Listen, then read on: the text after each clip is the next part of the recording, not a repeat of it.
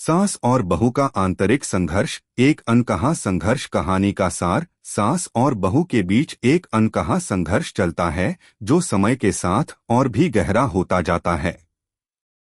यह संघर्ष केवल बाहरी झगड़ों तक सीमित नहीं रहता, बल्कि दिलों और विचारों के भीतर भी फैल जाता है।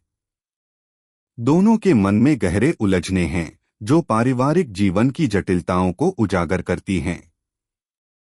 इस संघर्ष में कभी शब्दों की खामोशी होती है तो कभी दिलों के भीतर दबे रहस्य और भावनाएं बाहर निकल आती हैं।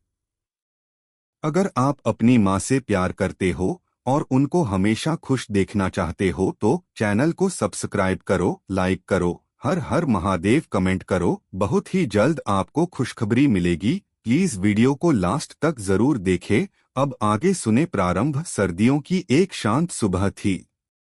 सूरज की हल्की किरणें कमरे की खिड़की से प्रवेश कर रही थीं और उसके साथ ही कमरे में मौजूद सारी चीजें चुपचाप अपनी जगह पर थीं।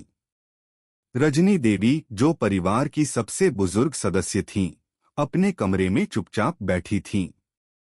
उनका चेहरा उम्र के साथ थोड़ी झुर्रियां लिए हुए था, लेकिन आंखों में वही जलन थी जो पहले दिन उनकी आंखों में थी। वे खामोशी से अपने कागज पर कुछ लिख रही थीं और उनके मन में कुछ और चल रहा था। रजनी देवी की बहू सुनीता रसोई में थी। वह सुबह के समय में चाय बना रही थी और उसकी चिंता कहीं दूर तक फैली हुई थी।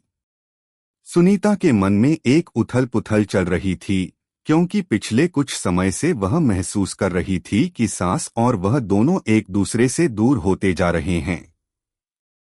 सुनीता की आंखों में वह दर्द था जो अक्सर अपने ससुराल में नई भूमिका निभाने वाली बहू को होता है। वह चाहती थी कि सास उसे समझे, उसे अपने घर का हिस्सा माने, लेकिन ऐसा कुछ भी नहीं हो रहा था। वह रसोई में चाय के कप रखते हुए सोच रही थी, क्या गलत हुआ है? क्यों सास मुझसे बात नहीं करती? क्यों वह हमेशा मुझे नकारती हैं? समय के साथ बढ़ता हुआ संघर्ष। सुनीता का यह सवाल कई बार रजनी देवी से भिड़ चुका था। शुरू में सुनीता को लगता था कि यह सब एक साधारण पारिवारिक स्थिति है, लेकिन धीरे धीरे वह समझने लगी कि यह केवल एक साधारण संघर्ष नहीं है।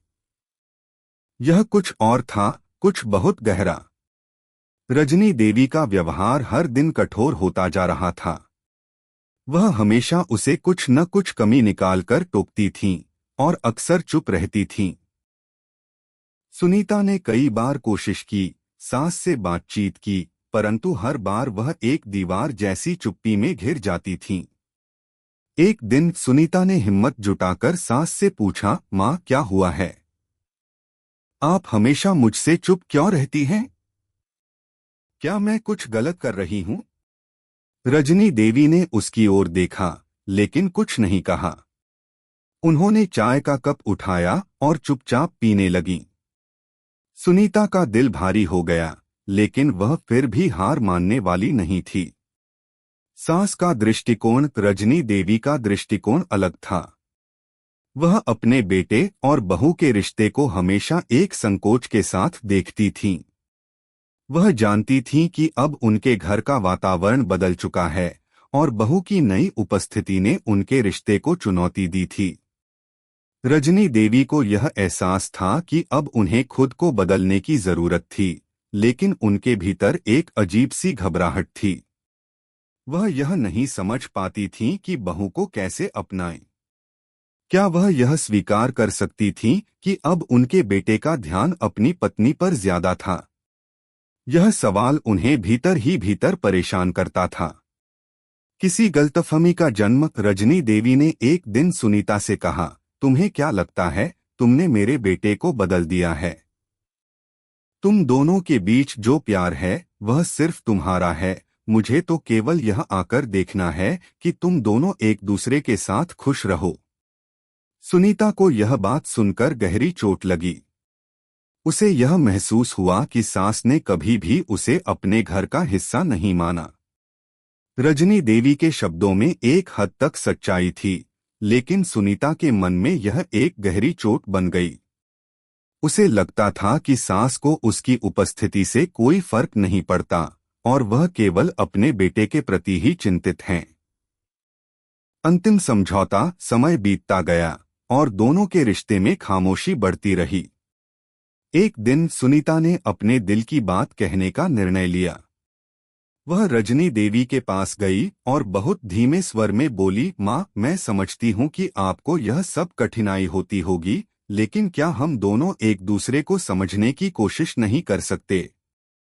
मुझे हमेशा यह लगता है कि आप मुझसे बहुत दूर हैं, लेकिन मैं चाहती हूँ कि हम एक परिवार की तरह रहें, जैसा पहले हुआ करता था। रजनी देवी ने सुनीता की बात सुनी और एक गहरी सांस ली। फिर उन्होंने धीमे से कहा, बिल्कुल बहू, तुम्हारे शब्दों में बहुत सच्चाई है। मुझे लगता है मैं भी अपने बेटे के प्यार में इतनी उलझ गई थी कि तुम्हारे साथ संवाद की अहमियत भूल गई। इसी दिन दोनों ने एक दूसरे को समझने की कोशिश की और एक समझौते पर पहुंचे कि वे एक दूसरे को उसी रूप में अपनाएंगी जैसा वे हैं। समाप्ति। यह संघर्ष कभी खत्म नहीं हो सकता, क्योंकि सास और बहू के रिश्ते में कई अनकहे पहलू होते हैं। हालांकि यह दोनों के बीच एक तरह का समझौता था, लेकिन यह भी सत्य है कि हर रिश्ते में समय समय पर ऐसे संघर्ष होते हैं जो भीतर से एक दूसरे को मजबूत बनाते हैं। रजनी देवी और सुनीता ने समझ लिया था कि वे दोनों एक दूसरे के लिए हैं और यह संघर्ष अब एक साझा समझौते में बदल चुका था। यह कहानी सास और बहू के रिश्ते के विभिन्न पहलुओं को उजागर करती है। कभी प्यार, कभी संघर्ष, कभी टकराव तो कभी समझौता, ये सब उस अनकहे संघर्ष के हिस्से होते हैं जो कभी खत्म नहीं होता। कैसी लगी आपको कहानी? प्लीज कमेंट करो, लाइक करो, सब्सक्राइब करो। धन्यवाद।